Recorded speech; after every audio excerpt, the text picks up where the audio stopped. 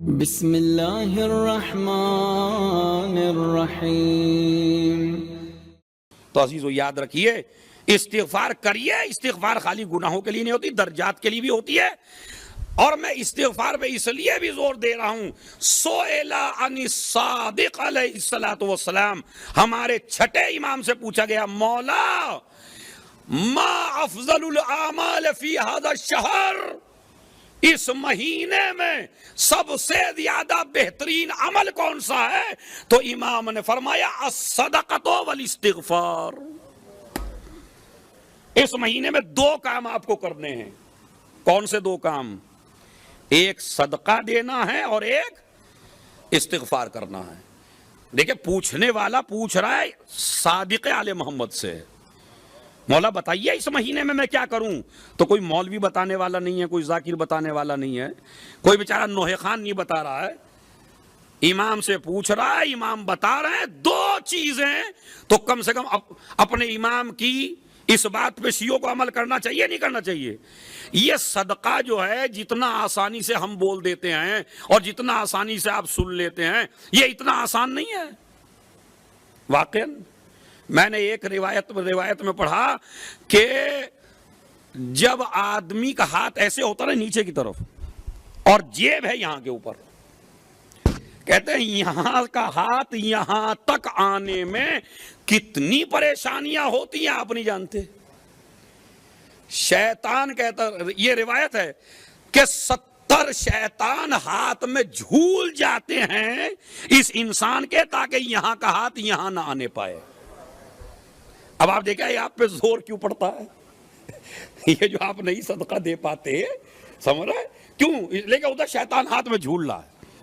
اچھا، اتنے شیطان پکڑے ہوئے ہیں، کسی طرح یہاں نہ چل۔ اچھا، اگر چلا بھی گیا اور آپ نے دینے کا ارادہ بھی کر لیا تو اب آپ کی نیت خراب کر دیتا ہے۔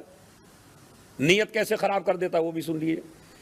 10 روپے کا نوٹ 10 ہی روپے کا ہوتا ہے، چاہے وہ نیا ہو چاہے پرانا ہو، مگر آپ جو ہیں جب نکال کے دیتے ہیں نا اس کو، مسجد میں بھی ڈالتے ہیں، بالکل جو سب سے جس کے بارے میں یہ امید ہو گئی اب یہ 10 درہم چلنے والے نہیں ہیں، تو بھائی بندوئی کے بازار میں تو نہیں چل رہا ہے، اللہ کے بازار میں تو چلانے کی کوشش کرتا ہے آدمی کہ کسی طرح چل جائے۔ واقعا صحیح ہے، صدقہ دینا بہت عجیب سی بات ہے، اس لیے کہ غضب پروردگار کو جو طاقت روک دے اس طاقت کو صدقہ کہتے ہیں۔ یہ روایت کا ترجمہ ہے، غضب پروردگار کو جو روک دے اس کو صدقہ کہتے ہیں۔ الصدقۃ تدفع البلاء، وہ الگ روایات۔ لیکن پھر میں آپ کی خدمت میں پیش کرنا چاہتا ہوں کہ پہلے تو صدقہ دینا ہی نہیں چاہتا آدمی، اور اگر دینا بھی چاہتا ہے تو سارا خلوص ہے کم کے اندر۔ اور اگر مولانا نے کہا بھائی بڑھا کے دے دیے، ارے مولانا اللہ یہ تھوڑا ہی دیکھتا ہے کہ کتنا دیا، اللہ تو یہ دیکھتا ہے کس نیت سے دیا، تو چاہے کم دو۔ تو میرا سوال یہ ہے بھائی آپ میں خلوص ہمیشہ کم ہی میں کیوں رہتا ہے؟ جو خلوص آپ کم میں دکھاتے ہیں وہ کبھی زیادہ میں بھی تو دکھا دیا کریں نا۔ نہیں مولانا صاحب جو دے دے بس وہ خلوص سے دے دے، خلوص سے، تو چاہے وہ 10 ہی روپے دے دے۔ اچھا، ایسا نہیں ہے کہ ہماری برادری کے لوگ خالی اسی زمانے میں ہیں، رسول اللہ کے زمانے میں بھی ہماری برادری بڑی لمبی چوڑی تھی، ایسے ایسے آدمی تھے۔ جناب ابو ذر بھیڑے چرایا کرتے ہیں، جناب ابو ذر، اور کافی بھیڑے ہو گئی ہیں جناب ابو ذر کے پاس، اور اب انہیں راہ خدا میں دینا ہے ایک بھیڑ کو، تو لوگ آئے کہ راہ خدا میں دیجئے، ایک صحابی آیا، لائیے راہ خدا میں دیجئے، انہوں نے غلام سے کہا کہ دے دیجئے، ایک بھیڑ دے دیجئے راہ خدا میں۔ دیکھیں کتنا مشکل ہوتا ہے راہ خدا میں دینا۔ ابو ذر نے کہہ دیا جائیے دے دیجئے۔ گیا غلام، میاں 1 منٹ ہوا، 2 منٹ ہوئے، 3 منٹ ہوئے، غلام نہ آج آئے نہ کل آئے، کافی دیر ہو گئی، غلام آیا ہی نہیں۔ آیا پھر تھوڑی دیر میں، یعنی 15-20 منٹ کے بعد آیا، اور آ کر لیجیے سرکار یہ رائے خدا میں۔ کون سی لایا؟ میرے خیال میں سب سے مریل، جس میں ذرہ برابر گوشت نہیں، پتہ نہیں کتنی بیمار رہی ہوگی وہ بھیڑ۔ سب سے مریم تلاش کر کے لایا، سب سے جس کے اوپر گوشت بالکل نہیں ہے. اور جناب ابو ذر نے پوچھا کہ بھائی اتنی دیر سے کیوں آئے؟ کہا سرکار آپ آقا ہیں، ہم غلام ہیں، لیکن آپ کو چونکہ تجارت کے اصول تو پتہ نہیں ہے، تو دیکھیے ہم جانتے ہیں، چونکہ ہم بیچنے جاتے ہیں، آپ تو آرڈر کر دیتے ہیں، مارکیٹ میں تو ہم ہی جاتے ہیں، تو میں ایسی مجھے دیر اس لیے لی، میں تلاش ایسی کر کے لایا کہ یہ دیکھتا ہوں بازار میں سب سے کم مقدار میں کون سی بکے گی، اس لیے میں اسے لے کے آیا تاکہ آپ کا گھاٹا بھی نہ ہو اور راہ خدا میں چیز بھی چلی جائے. ایسے ہی جیسا یہ غلام ہے آج کے زمانے میں ہوتے ہیں، مولانا کے بارے میں خصوصاً زیادہ ہوتے ہیں. مثلا دبئی سے گئے آپ جوش میں، اور آپ نے مولانا سبطین صاحب یا مولانا زہرم صاحب کو بلوا لیا مجلس کے لیے. اب آپ جو ہے دبئی میں رہے، ماشاءاللہ ذہن بڑھ گیا، پیسہ اچھا کما رہے ہیں، آپ نے دینا چاہا قبلہ کو مثلا 15,000 روپے، تو وہ جو رشتہ دار ہے اس کی جیب سے کچھ نہیں جا رہا ہے، لیکن ارے نہیں ریٹ خراب ہو جائیں گے، تم کو نہیں پتا یہاں کے حالات کے، لاؤ ہم دیں گے. بات سمجھ رہے؟ مطلب یہ کہ اس کی جیب سے کچھ نہیں جا رہا. یا اسی طرح امام بارگاہ میں دینے کے لیے، مسجد میں دینے کے لیے کسی دوست سے کبھی مشورہ لے کے دیکھیے کتنا دوں، ہمیشہ کم ہی کا مشورہ دے گا، اس لیے کہ اللہ سے رشتہ مضبوط نہیں کرنا چاہتا، بندے سے رشتہ مضبوط کرنا چاہ رہا ہے. کم سے کم خرچ ہو. ایسے ہی مولویوں کے بارے میں کم سے کم جائے ان کے پاس، تو مشورہ دینے والے ہزاروں آپ کو انڈیا پاکستان میں مل جاتے ہیں. تمہیں یہاں کے حالات نہیں پتا، تمہیں یہاں کی باتیں نہیں پتا. تو اسی طرح ہمارے یہاں بھی دین کے مسئلے میں مشورہ دینے والے ان کی جیب سے نہیں جا رہا، مگر مشورہ بہت اچھا آپ کو دیتے ہیں، آپ بھی خوش ہو جاتے تھوڑی دیر کے، بھئی ہاں کم میں ہی کام کروا دیا انہوں نے ہمارا. صحیح ہے. تو ایسا ہی وہ غلام تھا جناب ابو ذر کا. اس نے کہا سرکار آپ کو تو پتہ نہیں ہے، مارکیٹ میں یہ بکتا بھی نہیں، کم قیمت لگتی، اور اس لیے میں اس کو تلاش کر کے لے آیا. جناب ابو ذر نے کہا کمبخت، میں بھی تاجر ہوں، مگر فرق ہے. اور اس سے کہا جو لینے کے لیے آیا تھا کہ یہ جو بھیڑیں کھڑی ہیں ان میں جو سب سے اچھی ہو وہ لے کے چلے جاؤ. توجہ چاہتا ہوں، جو سب سے اچھی بھیڑ ہے وہ راہ خدا میں لے کے چلے جاؤ. اب ایک مرتبہ غلام کہنے لگا ارے سرکار یہ تو بہت قیمتی بکے گا. کہا نہیں، تجارت تو بھی کرتا ہے، تجارت میں بھی کرتا ہوں، مگر تیری تجارت بندوں کے ساتھ ہو رہی ہے، میری تجارت میرے خدا کے ساتھ ہو رہی ہے. اب آپ محسوس کر رہے ہیں تیری تجارت بندوں کے ساتھ ہے، میری. تو پھر میں کہہ رہا ہوں صادق آل محمد سے پوچھا گیا مولا شعبان میں سب سے بہترین عمل کون سا ہے جو ہم کریں؟ تو امام نے فرمایا الصدقہ والاستغفار، صدقہ دو اور استغفار کرو، یہ دو چیزیں کرنی ہیں. اسی طرح ایک غلط فہمی ہمارے معاشرے میں اور پیدا ہو گئی ہے کہ صدقہ خالی زندہ سے مخصوص نہیں ہے، صدقہ مرنے والے کی طرف سے بھی دینا چاہیے، اس لیے کہ جتنا صدقے کے ثواب کا محتاج زندہ آدمی ہے اس سے زیادہ محتاج ہے مرنے والا. مرنے والے کی طرف سے زیادہ صدقہ، اور خصوصاً پہلی رات میں. ہمارے یہاں نہ جانے وائزوں کی بنیاد پر یا ذاکروں کی بنیاد پر یا علماء کی بنیاد پر، بہرحال یہ مسئلہ چاہے جیسے نشر ہوا اس کی علت تو میں نہیں جانتا ہوں، لیکن اتنا ضرور ہے کہ ایک چیز آئی نماز وحشت قبر. ادھر کوئی مومن مرا اور ادھر آپ کو مشورہ دیا گیا، قبلہ نے اعلان کر دیا نماز وحشت پڑھیے، نماز وحشت پڑھیے. پڑھنی چاہیے، بہت زیادہ ثواب ہے. اگر آپ چاہتے ہیں آپ کی کوئی پڑھے، ہاں بالکل یہ بدلے ہیں جو دنیا میں مل جاتے ہیں. اگر آپ کسی کی نہیں پڑھے، دھوکہ دے کے آ گئے، تو پھر آپ کے بارے میں سب دھوکہ دے کے چلے جائیں گے، آپ کی بھی کوئی پڑھنے والا نہیں ملے. پڑھنی چاہیے، لیکن یہ پہلا آپشن نہیں ہے. نماز وحشت پہلا آپشن نہیں ہے. مرنے کے بعد انسان کے لیے نبی نے فرمایا، دیکھیں کیا فرماتے ہیں، ایک صلوات ذرا اچھی سی پڑھیں تو پھر میں آپ کو بتاتا ہوں. حمد و اجل، یہ جو نشر ہوا انڈیا پاکستان میں، مجھے یہاں کا نہیں پتا، انڈیا پاکستان میں مشہور ہے. ادھر مومن کوئی مرا، ادھر مسجدوں میں واٹس ایپ کے اوپر نماز وحشت پڑھ دیجئے، نماز وحشت پڑھ دیجئے. حالانکہ اسلام کا مطالبہ پہلا نماز وحشت کا نہیں ہے، اسلام کا پہلا مطالبہ کچھ اور ہے، اور وہ میں نبی کا لفظ سناتا ہوں آپ کو، بسم اللہ الرحمن الرحیم، لا یاتی علی المیت اشد من اللیلۃ الاولی فرحموا موتاکم بالصدقہ۔ نبی نے فرمایا میت کے اوپر سب سے سخت وقت آتا ہے جب اس کی پہلی رات قبر میں گزرتی ہے۔ پہلی رات بڑی سخت ہوتی ہے، بلکہ علماء نے تو یہاں تک لکھا کہ اسی رات کے اوپر اس کی پوری بعد والی زندگی کا دار و مدار ہے۔ اگر یہ اچھی گزر گئی تو باقی راتیں اچھی گزریں گی، اگر یہ اچھی نہ گزری تو باقی رات ہو سکتا ہے اچھی نہ گزرے۔ اسی لیے اسلام کہتا ہے زیادہ سے زیادہ عمل کریے، آپ کروائیے پہلی رات میں۔ تو نبی نے کیا فرمایا؟ لا یاتی علی المیت اشد من اللیلۃ الاولی، پہلی رات سے سخت رات اس مرنے والے پہ کوئی آنے والی نہیں ہے۔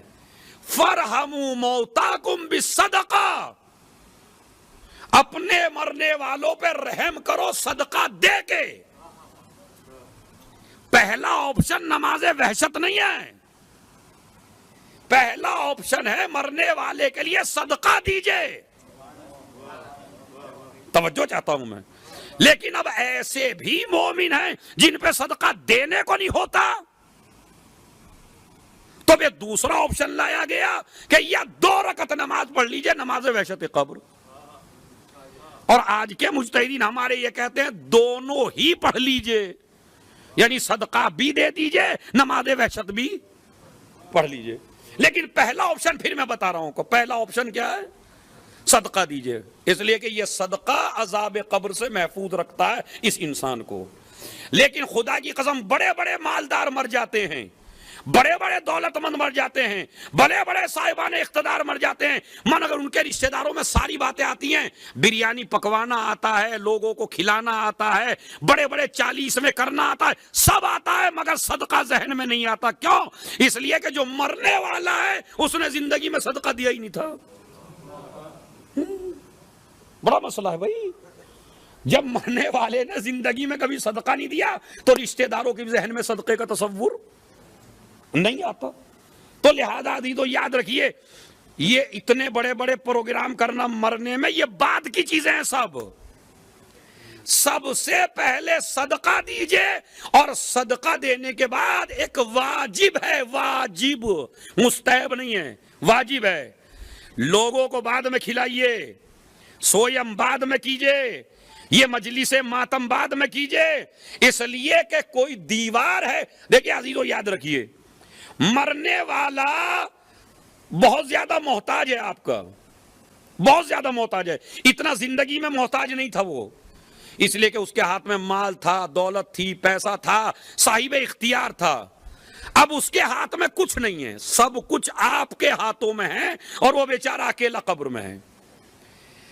اب آپ یہاں سے قرآن پہنچانا چاہ رہے ہیں، قرآن پڑھیے مرنے والے کے لیے، اسی طرح بھائی فاتحہ دلوائیے مرنے والے کی، اسی طرح بھائی مجلسیں کروائیے بڑی بڑی، مگر پہلے اس دیوار کو گراؤ جو نہ مجلس پہنچنے دے رہی، مجلس جا رہی ہے ادھر، نہ روزہ آپ کا جا رہا، نہ آپ کی عبادتیں جا رہی، نہ آپ کا ثواب پہنچ رہا ادھر۔ کیوں؟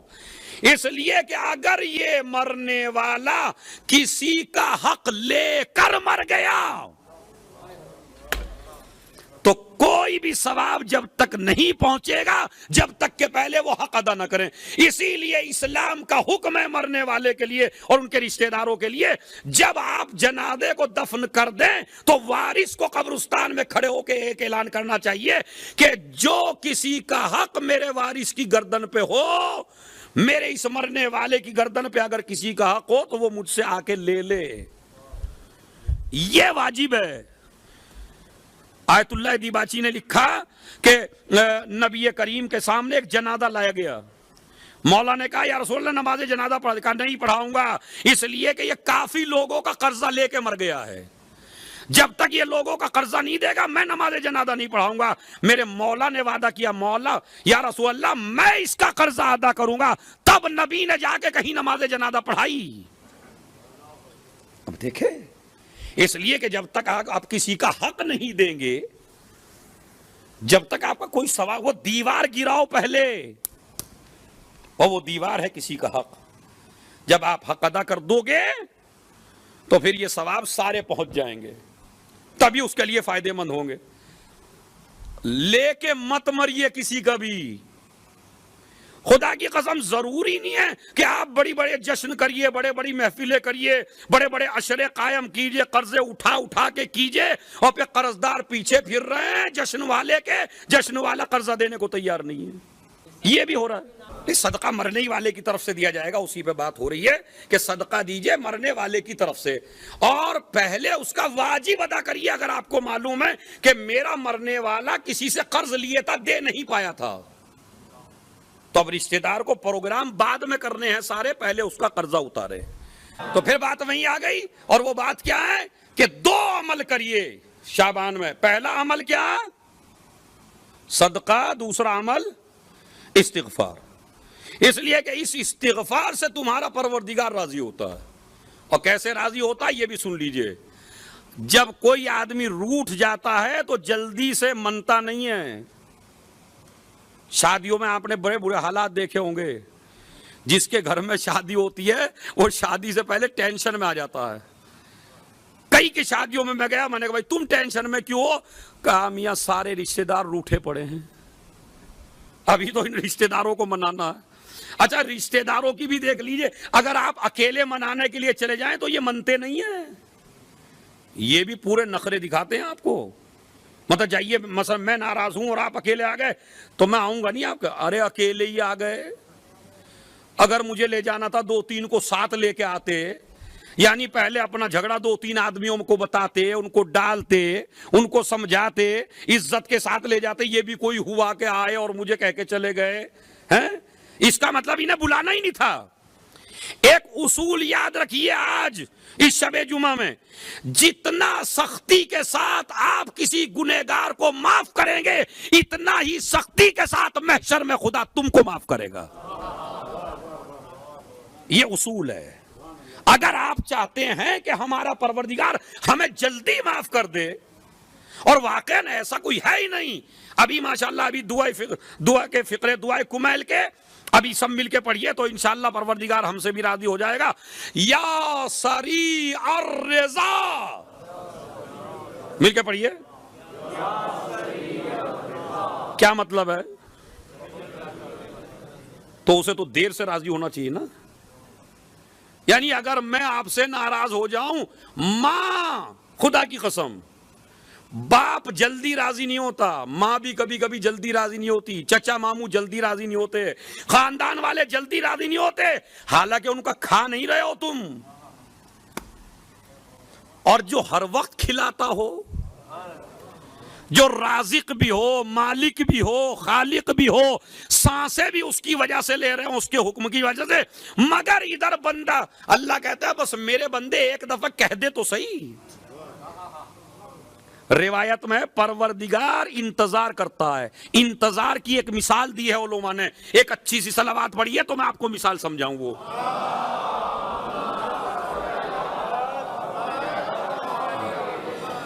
جب ایک گناہگار بندہ اپنے پروردگار سے استغفار کرتا ہے تو اللہ کو کتنی خوشی ہوتی ہے۔ معصوم فرماتے ہیں اگر کسی عورت کے ایک ہی بیٹا ہو اور وہ ایک بیٹا اس کو خبر دی جائے تیرا بیٹا مر گیا، اور وہ دن رات رو رہی ہو، اور اس کے بعد اچانک کچھ دن کے بعد دیکھا کہ وہ بیٹا سامنے ہی نظر آ جائے، اماں میں مرا نہیں ہوں، میں تو زندہ ہوں، اس ماں کی کیفیت بتائیے آپ کیا ہوگی؟ کتنی خوش ہوتی ہے وہ ماں جس کے بچے کی مرنے کی خبر دے دی جائے، اس کے بعد وہ زندہ آ جائے، ماں کے سامنے آ جائے، ماں کو ماں کہہ کے پکارے تو کتنی خوش ہوتی ہے ماں۔ معصوم فرماتے ہیں کہ جتنی خوشی اپنے بیٹے کو زندہ دیکھ کے ایک ماں کو ہوتی ہے، اس سے زیادہ خوشی پروردگار کو اس وقت ہوتی ہے جب ایک گناہگار ایک مرتبہ کہہ دے استغفر اللہ۔ خوش ہوتا ہے پروردگار بے حد خوش ہوتا ہے۔ کب؟ جب بندہ گناہوں سے معافی مانگ لے. بلکہ روایت میں تو میں نے یہاں تک پڑھا, آج سنیے, یہ شعبان المعظم کی وجہ سے روایت کا آپ کو ترجمہ کر کے سناتا ہوں, چونکہ عربی میں زیادہ وقت لگ جائے گا. سنیے کیا روایت میں ہے. بعض روایات میں ہے کہ جب کوئی انسان گناہ کر لیتا ہے تو فرشتے کہتے ہیں پروردگار لکھ دیں, کہیں ابھی نہ لکھو. ہاں پروردگار اس نے گناہ کیا ہے, کہا ابھی نہ لکھو. کہا کیوں؟ کہا انتظار میں ہوں کہ ہو سکتا ہے معافی مانگ لے. ہے ایسا معبود کوئی؟ ہے ایسا پروردگار کو؟ اسی لیے مولا علی نے فرمایا خوش نصیب ہے وہ مومن جس کے گناہ کے بعد استغفر اللہ ہو. ادھر گناہ کیا, ادھر استغفر اللہ ربی واتوب الیہ. استغفر اللہ ربی, پروردگار مجھے معاف کر دے, پروردگار مجھے معاف کر دے. اسی لیے میرا مولا علی کہتا ہے دعائے خضر, جسے تو آپ دعائے کمیل کہتے ہیں, یا سریع الرضا. کیا ترجمہ ہے؟ اے جلدی راضی ہونے. اب ماشاءاللہ تھوڑا سا میں محفل کا آپ کو ذائقہ بھی دے دیتا ہوں. یا سریع الرضا, ہے جلدی راضی ہونے. کتنی جلدی؟ بتائیے کتنے اشرے سنے آپ نے آج تک, مجھے اب اس کا جواب دیں. کتنی جلدی راضی ہو؟ کوئی پیمانہ ہے؟ میرے مولا علی نے دعائے کمیل میں, دعائے خضر میں یہ تو بتایا اللہ جلدی راضی ہوتا ہے, مگر یہ کوئی پیمانہ آج تک نہیں بتا سکا کتنی جلدی. ارے توجہ چاہتا ہوں, آخری آدمی سے توجہ.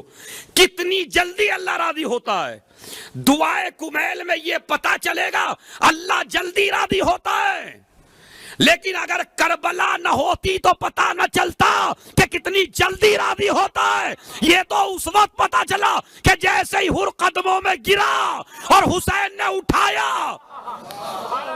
اب جا کے جیسے ہی حر قدموں میں گرا, میرا مولا کہتا ہے میں نے بھی معاف کیا, میرے خدا نے بھی معاف کیا.